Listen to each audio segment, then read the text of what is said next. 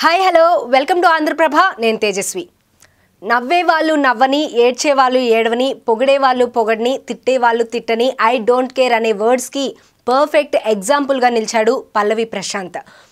ఒక సాధారణ రైతు కుటుంబం నుండి సాధారణ మనిషిగా బిగ్ బాస్ హౌస్లోకి అడుగుపెట్టి తనే విన్నర్గా బయటకు వచ్చాడు. త్రికరణ శుద్ధిగా మనస్ఫూర్తిగా ఒకటి అనుకుంటే అది తప్పకుండా నెరవేరుతుంది అనే మాటని నిజం చేసి చూపించాడు పల్లవి ప్రశాంత్.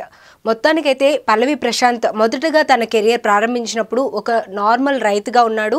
రైతుగా ఉన్న పల్లవి ప్రశాంత్ టిక్ టాక్స్ నుండి వీడియోస్ చేస్తూ పాపులర్ అయ్యాడు. ఆ తర్వాత సడన్గా టిక్ టాక్ ఆగిపోవడంతో ఏం చేయాలో తనకు తోచలేదు.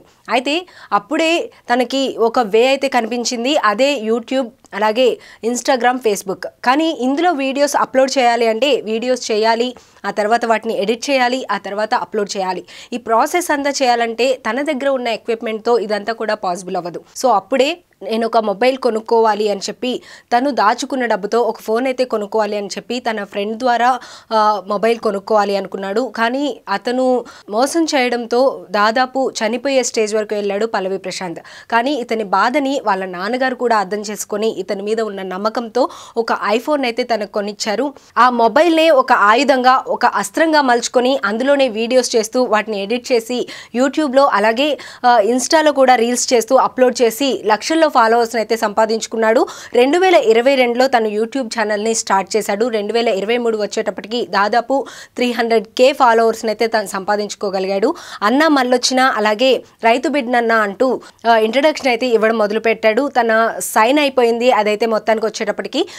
ఆ తర్వాత నాకు బిగ్ బాస్కి వెళ్ళాలని ఉంది, నన్ను బిగ్ బాస్కి వెళ్ళడానికి సపోర్ట్ చేయండి అని చెప్పి అయితే వీడియోస్ చేస్తూ ఉండేవాడు పల్లవి ప్రశాంత్. ఈ వీడియోస్ అన్ని చేసేటప్పుడు తన పక్కన ఉన్న వాళ్ళు కావచ్చు, అలాగే నెట్టింట తన వీడియోస్ చూసే వాళ్ళు కావచ్చు, అందరూ కూడా ఎక్కడి నుంచి వచ్చాడు వీడు అని చెప్పి సంథింగ్ డిఫరెంట్గా తన్ని మోటివేట్ చేస్తూ, కొంతమంది ఎక్కువ మంది డీమోటివేట్ చేస్తూనే కమెంట్స్ అనేది పెట్టడం అయితే ప్రారంభించారు. తన పక్కన ఉన్న వాళ్ళు కూడా చాలామంది డీమోటివేట్ చేస్తూ కూడా మాట్లాడడం ఉన్నా సరే ఎవరి మాటలు కూడా పట్టించుకోకుండా నేను అనుకున్న గమ్యాన్ని తప్పకుండా చేరాలి అని చెప్పి తప్పకుండా నేను బిగ్ బాస్ హౌస్కి వెళ్ళాలి అనేది తన టార్గెట్గా అయితే పెట్టుకున్నాడు. మొత్తానికి బిగ్ బాస్ హౌస్లో అడుగు పెట్టేశాడు. బిగ్ బాస్ హౌస్లో అడుగు పెట్టిన తర్వాత మొదట్లో అయితే కొంతవరకు క్లమ్జీగా ఉన్నా సరే, రతికతో జరిగిన ఇన్సిడెంట్స్ కావచ్చు, ఆ ఫస్ట్ వీక్లో మాత్రం కొంచెం క్లమ్జీగా ఉన్న ఆ తర్వాత మాత్రం పుంజుకొని ఒకవైపు శివాజీ సపోర్ట్తో కావచ్చు, అలాగే ప్రియాంకతో, శోభాతో, అమర్తో జరిగిన కొన్ని గొడవల వల్ల కావచ్చు, వాటన్నింటినీ కూడా పక్కన పెట్టేసి తన గేమ్ పైన ఫోకస్ చేసి, ముఖ్యంగా గేమ్స్ ఏవైనా ఉంటే కనుక తన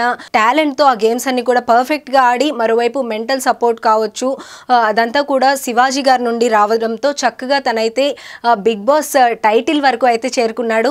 సామాన్య వ్యక్తి బిగ్ బాస్ టైటిల్ అనేది గెలవడం ఇదే మొదటిసారి. అది తను చేసి చూపించాడు. బిగ్ బాస్ హౌస్లోకి రావడానికి ఇంత కష్టపడిన రైతు బిడ్డ ఇప్పుడు ఏకంగా బిగ్ బాస్ 7 విన్నర్ అయిపోయాడు. అలాగే తను ఒకసారి గేమ్లో ఆడేటప్పుడు నేను నాకు వచ్చే డబ్బుల్ని రైతులకి కేటాయిస్తాను, రైతులకి హెల్ప్ చేయడానికి ఉపయోగిస్తాను అని చెప్పి చెప్పడం జరిగింది. అదే మాట నిలబెట్టుకుంటూ తనకు వచ్చిన 35 లక్షల ప్రైజ్ మనీని కూడా రైతుల కోసం ఉపయోగిస్తానని కూడా నిన్న అనౌన్స్ చేయడం కూడా జరిగింది.